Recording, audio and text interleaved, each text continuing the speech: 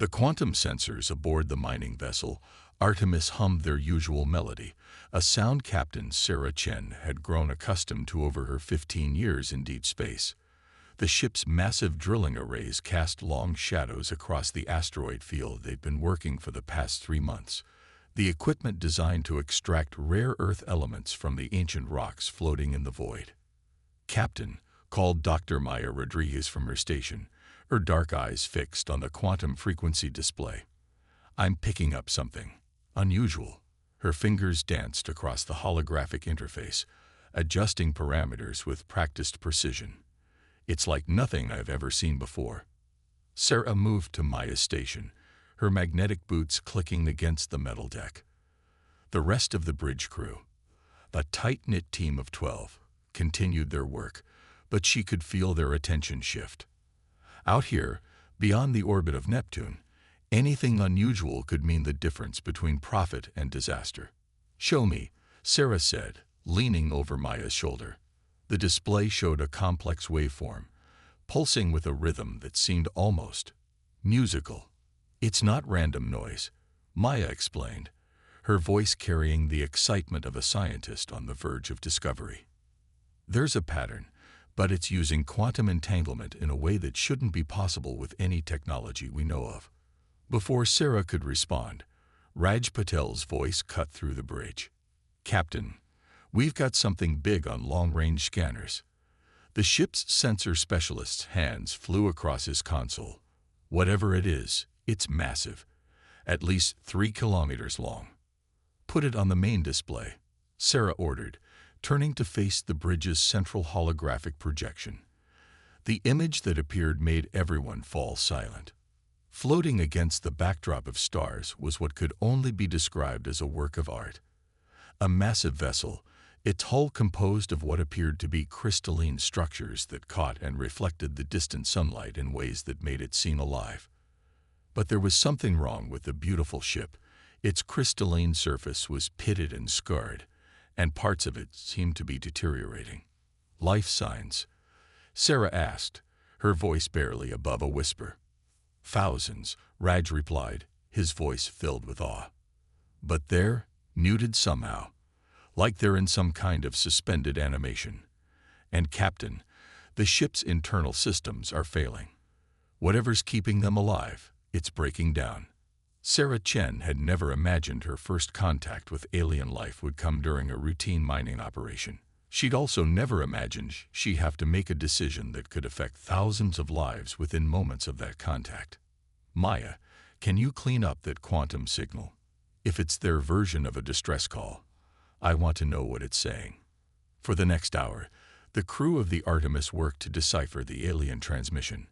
Maya and her science team discovered that the quantum signals weren't just carrying data, they were carrying consciousness.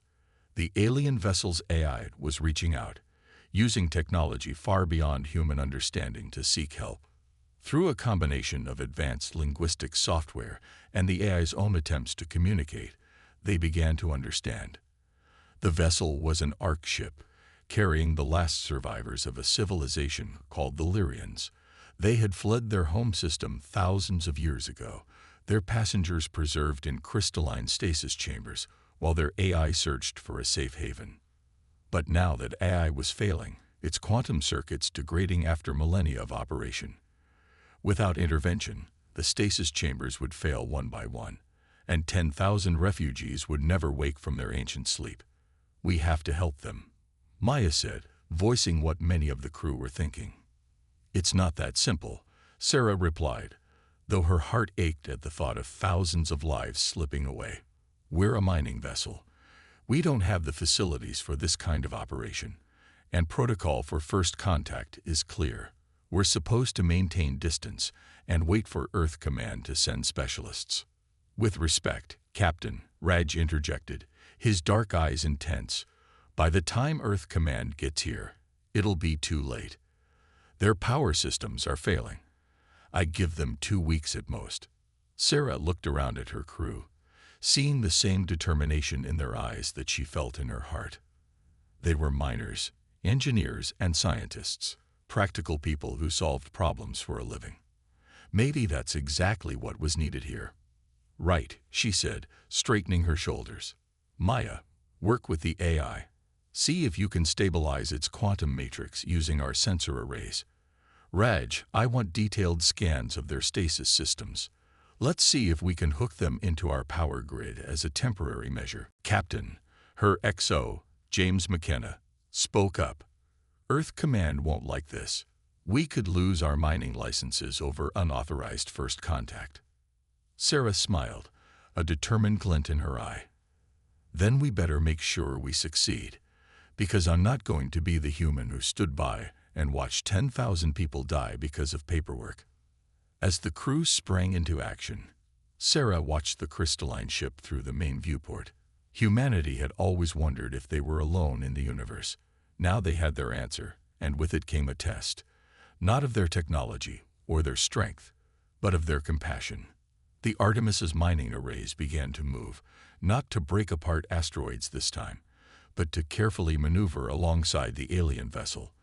They had 2 weeks to save 10,000 lives, using technology they barely understood, while breaking practically every first contact protocol in the book. But as Sarah watched her crew work, she knew they would find a way, because that's what humans did best. They saw problems not as insurmountable obstacles, but as puzzles waiting to be solved. And this time, the stakes couldn't be higher. The quantum signal from the alien AI changed its tone, becoming something that almost sounded like hope. And in the depths of space, aboard a simple mining vessel, humanity's first real contact with alien life began not with grand ceremonies or diplomatic exchanges, but with a simple choice to help those in need.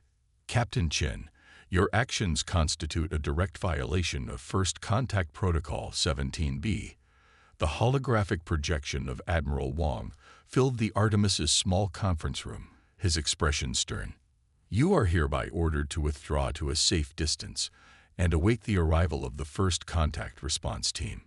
Sarah stood before the projection, her stance firm despite the exhaustion of 36 sleepless hours. With respect, Admiral, the Lyrian vessel's systems will fail long before any response team can reach us. We're talking about 10,000 lives. Lives you cannot guarantee, Captain. For all you know, this could be a trap. The mining vessel Artemis is not equipped for this kind of operation. Stand down. That's an order. The transmission ended, leaving Sarah alone in the conference room. She allowed herself a moment to close her eyes, feeling the weight of command pressing down on her shoulders. Then she straightened her uniform and headed for the bridge. The scene that greeted her was organized chaos. Maya and her team had converted the sensor lab into a quantum computing center, trying to interface with the alien eye. Engineering crews worked in shifts, running power cables between the two vessels through the vacuum of space. And through the view screen, the crystalline arc ship continued its slow deterioration. Status report, Sarah called out as she entered. We've managed to stabilize their primary power grid, Raj reported from his station. But their AI is still degrading. Maya's team is trying to find a way to transfer it to our systems, but their quantum architecture is like nothing we've ever seen. Maya finished, her voice carrying both frustration and wonder. It's not just more advanced. It operates on principles we didn't even know were possible. James McKenna approached Sarah, lowering his voice. I take it Earth Command wasn't understanding. They're sending a response team. But you were right. They've ordered us to withdraw. Sarah watched her crew working, seeing the determination in every face. How long until they can reach us? At best speed. 4 weeks. Sarah nodded, then turned to address the bridge. I just spoke with Earth Command. They've ordered us to abandon the rescue attempt. She paused, letting that sink in. I'm going to give each of you a choice. If you want to follow that order, I'll understand. No repercussions, no questions asked. But if you stay, we stay together, Captain. Maya interrupted, not looking up from her work. A chorus of agreement echoed across the bridge. Then let's solve this puzzle, Sarah said, moving to Maya's station. Talk me through what we know about their eye. Over the next several hours, The crew of the Artemis learned more about quantum computing than any human had before. The Lyrian eye, though damaged, was trying to teach them, using mathematical concepts as a universal language. "It's beautiful," Maya whispered as she studied the alien code. "Their entire computing architecture is based on harmonics. It's not just processing information. It's creating songs in quantum space." "Can we replicate it?" Sarah asked. "No. But—" Maya's eyes lit up with that look Sarah had learned to recognize. The look of someone seeing a solution where others saw only problems. "We don't have to replicate it. We just need to give it a new instrument to play." "No, but—" Maya's eyes lit up with that look Sarah had learned to recognize. The look of someone seeing the solution where others saw only problems. "We don't have to replicate it. We just need to give it a new instrument to play." The idea was audacious. They couldn't copy the alien eye's quantum architecture, but they could modify their own systems to act as a temporary host, not by trying to translate its complex quantum songs into binary code, but by creating a space where those songs could resonate. "It's like the difference between trying to translate a symphony into words," Maya explained to the crew, "and simply building a concert hall where it can be performed." The next challenge was the stasis chambers. The crystalline technology that kept the Lyrians in suspended animation was failing, but attempting to wake them all at once would be catastrophic. "Their biology is silicon-based," Dr. Chen Park, the ship's medical officer, reported. "The crystals aren't just their technology. They're part of them. Each stasis pod is specifically attuned to its occupant." Sarah studied the scans. "So we can't just hook them up to our power supply and hope for the best." Suggestions. It was Raj who found the answer, though it came from an unexpected source. "The mining arrays," he said, excitement in his voice. "We use quantum resonance to identify mineral deposits in asteroids. If we modify the arrays, we could use them to maintain the harmonic frequencies of the stasis pods." Maya finished, already running calculations. "It's not a permanent solution, but it could buy us time." Time was something they desperately needed. Earth Command had begun broadcasting warnings on all frequencies, ordering any vessels in the area to stay clear. Soon, they would likely send ships to forcefully remove the Artemis from the scene. But as Sarah watched her crew work, she saw something that gave her hope. Humans had always been told they were primitive compared to the advanced civilizations they imagined among the stars. Yet here they were, finding solutions using mining equipment and improvised code, refusing to give up just because something seemed impossible. The quantum songs of the Lyrian eye began to stabilize as Maya's team created their concert hall of code. The mining arrays, never designed for such delicate work, hummed with new purpose as they helped maintain the stasis fields. And through it all, the crew of the Artemis worked tirelessly, driven by a simple truth that seemed to transcend species and space itself. When someone needs help, you help. Everything else, protocols, profits, even potential consequences, was secondary to that fundamental human instinct. As the second day of their rescue attempt drew to a close, Sarah received another transmission from Earth Command. This one wasn't just a warning. It was notification that rescue ships were being dispatched to extract the Artemis from the situation. Sarah deleted the message without responding. They had chosen their path.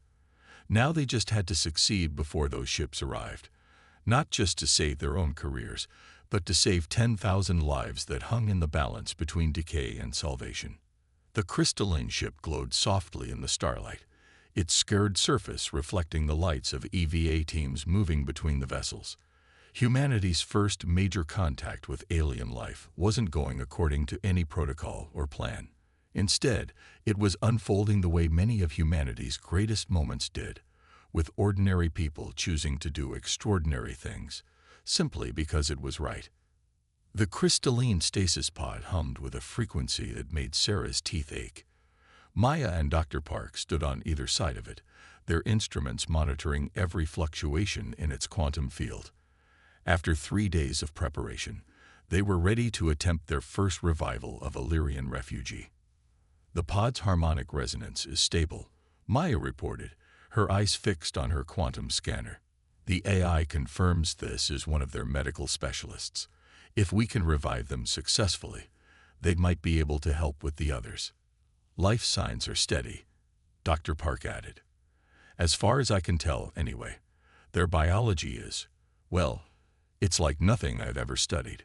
Sarah watched as the crystal surface of the pod began to shift, becoming translucent. Through its faceted surface, she could see the form of the being inside. The Lyrian was humanoid in basic shape, but their body seemed to be composed of living crystal, with patterns of light flowing beneath their semi-transparent skin. The pod's surface parted like liquid glass, and the Lyrian opened their eyes, all three of them. The crystalline irises shifted through colors like oil on water as they focused on the humans standing before them. "I am Dr. Park," the medical officer said slowly, holding up empty hands in what they hoped was a universal gesture of peace. "You're safe. We're here to help." The Lyrian's response came not in words, but in a cascade of musical tones that made the nearby equipment resonate. Maya quickly adjusted her translator, which had been learning from their interactions with the AI. "The translation matrix is adapting," she said. "Give it a moment." "I am." Resonator of healing harmonies, the Lyrian's tones became words through the translator. You are not of the void, not of those who hunted us." "No." Sarah stepped forward. "We're human from a planet called Earth. We found your ship in distress and came to help." The Lyrian tried to stand but stumbled, their crystalline form still adjusting to movement after millennia of stasis. Dr. Park and Maya caught them gently. "Careful," Park said. "You've been in stasis for a very long time." "The others?" Healing Harmonies asked, their three eyes darting around the medical bay. "The Ark. Most are still in stasis," Sarah explained. "We've managed to stabilize the critical systems, but we need help understanding your technology to save everyone." The Lyrian studied them for a long moment, their inner light pulsing with what might have been emotion. "You risk much to help strangers," they finally said. "The Void Hunters may still follow our quantum wake. Why endanger yourselves?" Before Sarah could respond, alarms blared across the ship. Raj's voice came over the intercom. "Captain, to the bridge. We're picking up something at the edge of our sensor range." Sarah rushed to the bridge, leaving Maya and Dr. Park with their guest. The main display showed a disturbance in space, like reality itself was being torn open. "What am I looking at?" she demanded. "Some kind of quantum distortion," Raj replied, his fingers flying over his console. "It's massive. And it's growing. The energy readings, they're off the scale." The distortion expanded, and from it emerged a ship that made Sarah's blood run cold. Where the Lyrian vessel was all grace and crystalline beauty, this was darkness given form. Its hull seemed to absorb light rather than reflect it, and its shape hurt the eyes to look at directly. "Void Hunters." Healing Harmonies' musical voice came from behind them. The Lyrian had insisted on coming to the bridge, supported by Maya. "They have found us. After all these millennia, they still hunt." "What do they want?" Sarah asked, though she dreaded the answer. "To devour," the Lyrian replied. "They feed on quantum potential, on possible futures, on lives unlived. They consumed our worlds, feeding on the quantum traces of all that might have been. We fled, carrying the last of our people, but they followed. They always follow." The dark ship grew larger on their screen, and now they could see others emerging from the quantum tear behind it. "How did you fight them?" James asked. "We didn't," Healing Harmony said softly. "We ran. None who fought survived." Sarah looked at her crew, seeing the fear in their eyes, but also the determination. They had chosen to help, knowing there might be risks. Now those risks had become reality, but the choice remained the same. "Raj, how long until those Earth command ships arrive?" 2 weeks at best. "And how long until those things reach us?" "At their current speed, less than 6 hours." Sarah nodded, her mind already racing through options. They were a mining vessel, not a warship, but they had drills that could cut through asteroid rock, power systems that could channel massive energy, and most importantly, they had human ingenuity. Maya, she turned to her science officer. You said the Lyrian eye uses quantum harmonics. Could we use that somehow? Disrupt their quantum whatever technology? Maybe. Maya's eyes lit up with possibility. But we'd need to understand it better. And quickly. I can help, Healing Harmonies offered. But to implement such measures, we would need to wake more of my people. Engineers, theorists, which means finding a way to safely speed up the revival process, Dr. Park added. Sarah looked at the approaching Void Hunters, then at the Ark ship full of sleeping refugees. They had hours to accomplish what they planned to do over weeks. But looking at her crew, seeing the same determination she felt, she knew they would find a way. Because that's what humans did when backed into a corner. They got creative. And now they had allies who might just help them turn mining equipment into weapons against an enemy that fed on possibilities. All right. Sarah straightened her uniform. Let's show these Void Hunters what happens when they threaten people under human protection. Maya, work with Healing Harmonies on the quantum disruption theory. Raj, I want options for using our mining arrays as weapons. Dr. Park, prepare for multiple revivals. We're going to need all the help we can get. As her crew rushed to their tasks, Sarah watched the dark ships approach. Humanity's first contact had just become humanity's first interstellar conflict. But they weren't fighting for glory or territory. They were fighting to protect those who needed help. And in her experience, that made all the difference.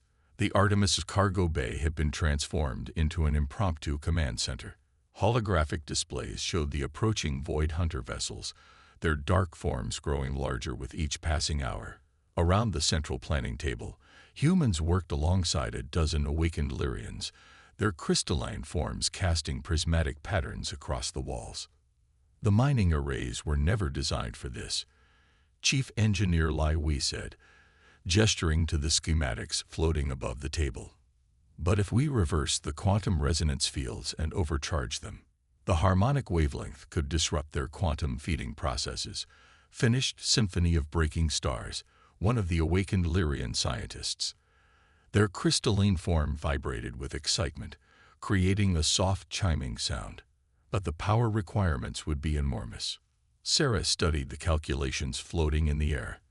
They had managed to wake 15 Lyrians so far, choosing specialists whose knowledge might help them survive the coming confrontation. Each revival had been easier than the last as Dr. Park and Healing Harmonies refined the process, but they were still racing against time. We can reroute power from the asteroid crackers, Raj suggested. They're designed to break up planetoids. If we channel that energy into the resonance fields. Maya's hands danced through the holographic displays, running simulations. It could work, but we'd only get one shot. After that, the arrays would burn out completely. One shot might be all we need, Sarah said, watching the enemy ships approach. How are we coming with the shield modifications? Another Lyrian, weaver of light cascades, stepped forward. Their form was more angular than their companions, with patterns that reminded Sarah of circuit boards. We have adapted your shield harmonics to match the quantum signature of our stasis pods. The Void Hunters will have difficulty distinguishing your vessel from background radiation. It was a desperate plan, cobbled together from mining equipment and theoretical physics. The Void Hunters fed on quantum potential, on possibilities, so they would give them an impossible number of possibilities to chase. Show me the firing solution again, Sarah ordered. The holographic display shifted, showing the planned trajectory of their modified mining beams. They would only get one chance to disrupt the Hunter's quantum feeding apparatus. After that, a soft chime indicated another successful revival in the medical bay. Dr. Park's voice came over the intercom. Captain, you should see this. Our latest revival. They have information about the Void Hunters. Military information. Sarah found Dr. Park standing beside a Lyrian whose crystalline form was etched with what looked like battle scars. Unlike the others, whose inner light flowed in gentle patterns. This one's light pulsed with sharp, decisive rhythms. "I am Echo of Broken Harmonies," the Lyrian said through the translator. "I commanded our last defense fleet before we chose to flee. I never thought I would wake to find others still fighting." "Not just fighting," Sarah replied. "Protecting. Your people are under our care now. We're not going to let these hunters take them." Echo studied her with all three eyes, their scared crystal form catching the light. "You remind me of our warriors, before the end. The same determination. But we had weapons designed to fight the Void Hunters, and still we fell. What hope do you have with mining tools?" Sarah smiled. "That's exactly why we might succeed. They're expecting weapons. They've spent millennia adapting to counter them. But they've never faced a mining vessel that shoots quantum-disrupting asteroid crackers." The Lyrian commander was quiet for a moment. Then their form chimed with what the translator identified as laughter. Perhaps this is why we slept so long. The universe waited until it found protectors mad enough to try the impossible." Back on the bridge, Sarah watched her crew working alongside the Lyrians. Human ingenuity combined with alien knowledge, creating solutions that neither species would have conceived alone. The mining arrays had been modified, their usual rock-breaking beams replaced with precisely tuned quantum disruption fields. The shield modifications were complete, ready to mask both ships in a cloud of possibility. 3 hours until they reached firing range, Raj reported from his station. Sarah nodded. "Status of the evacuation preparations." "Ready," James confirmed. "If this doesn't work, we can get the awakened Lyrians back to their stasis pods in 10 minutes. The Artemis's engines are primed for emergency acceleration." They had a backup plan, of course. If their crazy scheme failed, they would run.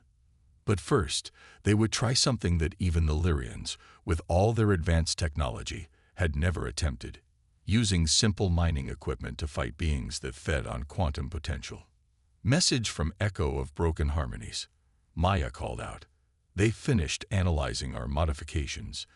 They say it's unprecedented. The way we've adapted the mining equipment, it's creating quantum signatures they've never seen before." "That's the point," Sarah said, watching the Void Hunters approach. "They feed on possibility. So we'll give them something impossible to digest." The dark ships were close enough now to make out details of their strange architecture. Their hulls seemed to bend light around them, creating visual distortions that hurt to look at directly. But the crew of the Artemis kept their eyes forward, their stations ready. "All hands," Sarah broadcast across both ships. "This isn't the kind of first contact any of us expected. But we've chosen to stand here, to protect those who needed help. Every one of you volunteered to stay, knowing the risks. In a few hours, we're going to show these Void Hunters why it's a bad idea to threaten people under human protection. Not because we're stronger or more advanced, but because we're too stubborn to know when something's impossible." She looked around at her bridge crew, at the Lyrians working alongside them, at the modified mining arrays that were about to be used in ways their designers never imagined.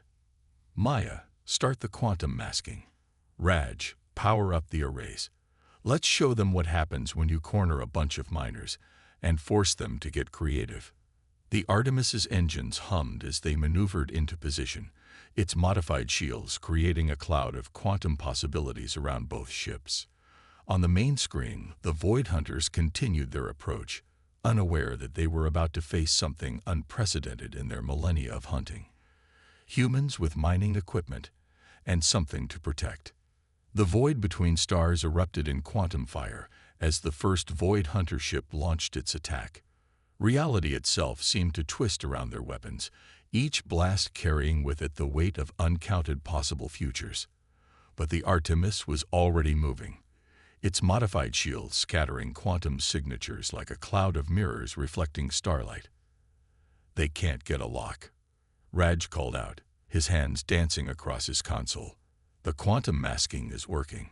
Sarah watched as the enemy ships tried to track them, their dark forms cutting through space like wounds in reality.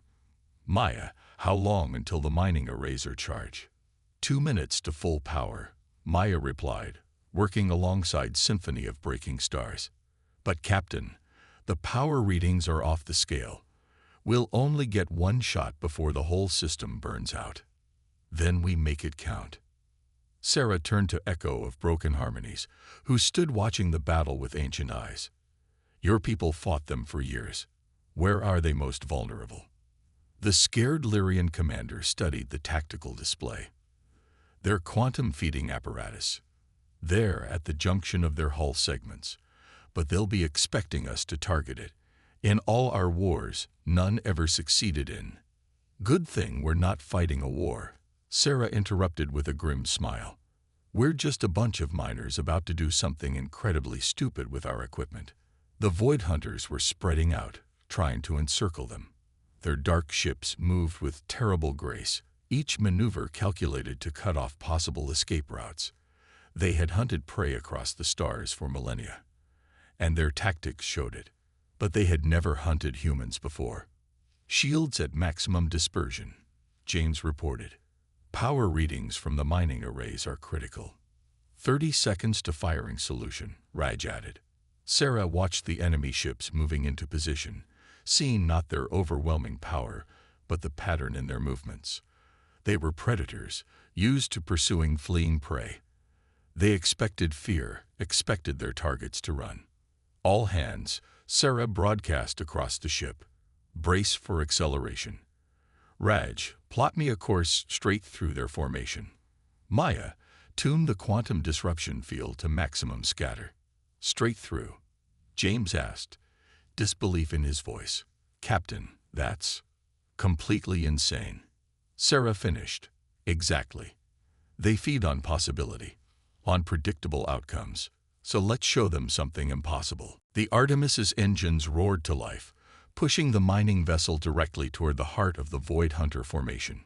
The enemy ships reacted with visible confusion, their perfect formation wavering as they faced prey that refused to flee.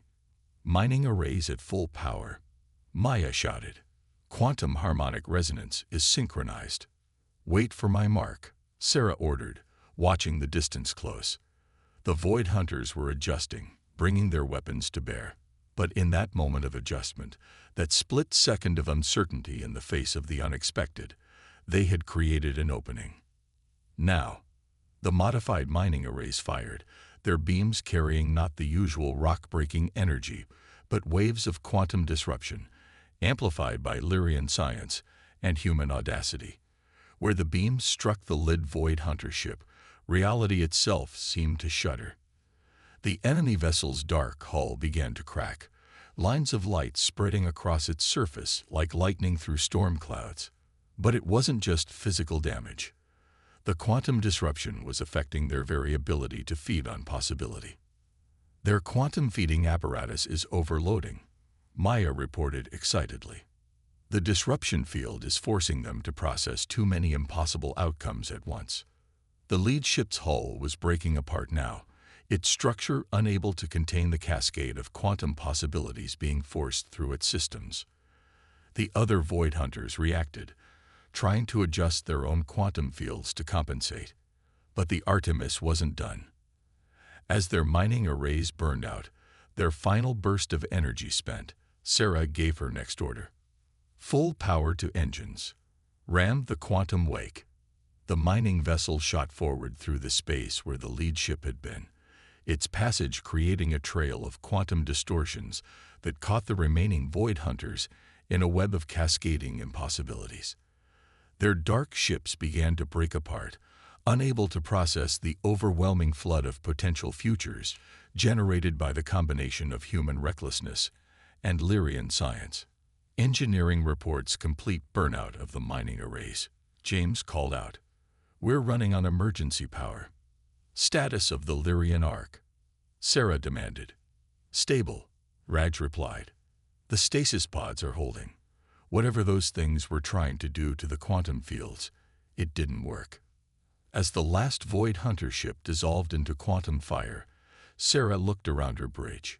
Humans and Lyrians stood together, watching in amazement as their impossible plan succeeded.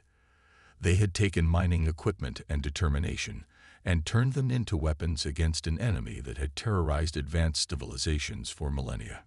"Captain," Maya's voice was quiet with awe. "The quantum readings. I've never seen anything like this. The way we combined our technologies, it didn't just disrupt their feeding. It created something new. The space where we fought. It's singing." Through the main viewport, they could see it. A shimmer in space where the battle had been fought, like aurora dancing between the stars. The quantum harmonics of Lyrian science merged with the brute force of human mining technology had created something beautiful from the ashes of combat. Echo of broken harmonies approached Sarah, their crystalline form resonating with emotion. "In all our years of fighting, we never thought. We tried to match their power, to fight darkness with darkness. We never considered using simple tools in unexpected ways. Never imagined that protection could be stronger than destruction." Sarah smiled. "That's the thing about humans. We're too stubborn to accept impossible odds, too creative to fight the expected way, and too compassionate to abandon those who need help, even if it means breaking every rule in the book." As if to emphasize her point, the ship's communication system crackled to life. "Mining vessel Artemis, this is Earth Command Vessel Defender. You are ordered to stand down and prepare for boarding. Your actions have." Sarah nodded to Maya, who cut off the transmission. They would deal with Earth Command later. For now, they had wounded to tend to, stories to share, and a future to build. The Artemis floated in space beside the Lyrian Ark ship, its mining arrays burnt out but its mission accomplished. They had saved not just the refugees, but perhaps the future itself. Because in showing that different species could work together, that compassion and creativity could overcome ancient horrors, they had created new possibilities. And somewhere in the quantum fields that stretched between stars, the song of their victory continued to play. A harmony of human determination and Lyrian wisdom, a melody of protection stronger than any weapon, a symphony of hope for all who would hear it. The story of the mining vessel Artemis would be told for generations, not as a tale of grand military victory, but as a reminder that the greatest strength often lies not in sophisticated weapons or advanced technology, but in the simple choice to help others, and the creativity to find ways to do so even when it seems impossible.